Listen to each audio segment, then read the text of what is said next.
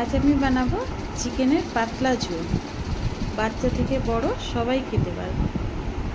প্রথমে আমি চিকেনটাকে ভালো করে ধুয়ে ম্যারিনেট করে নিয়েছি, নুন হলুদ দিয়ে ম্যারিনেট করে রেখে দিয়েছি। এবার তারপরে আমি কড়াইতে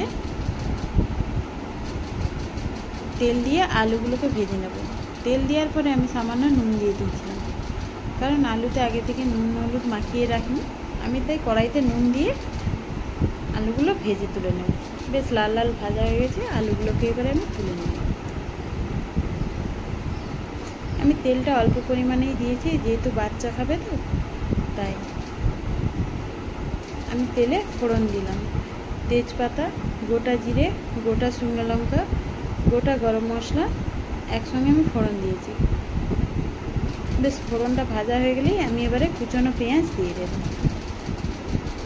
পেঁয়াজটা দেওয়ার পরে সামান্য পরিমাণে নুন দিয়ে আমি পেঁয়াজটাকে ভাজতে থাকবো। নুন দিলে তাড়াতাড়ি পেঁয়াজটা ভাজা হয়ে যাবে।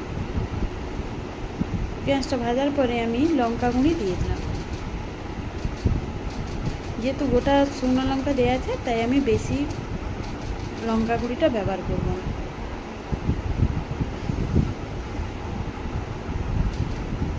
লঙ্কা গুঁড়ি দেওয়ার পরে এবার আমি আদা দিয়ে কিছুটা সময় নেড়ে নেব।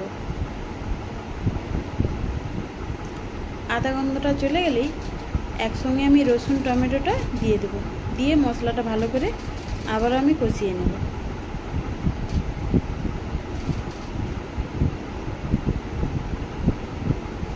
মশলাটা ভাজা হয়ে গেলেই দিয়ে দেব হলুদ গুঁড়ো। এবারে মশলা থেকে তেল ছাড়ার অপেক্ষা। যেহেতু আমি তেলটা কম দিয়েছি তাই অল্প অল্প করে আমি জল দিয়ে মশলাটা কষিয়ে নেব। মশলা থেকে তেল ছাড়া শুরু হয়ে গেছে, এবারে আমি সেই ম্যারিনেট করা চিকেনটা দিয়ে দেব। দিয়ে আবারও আমি ভালো করে কষিয়ে নেব।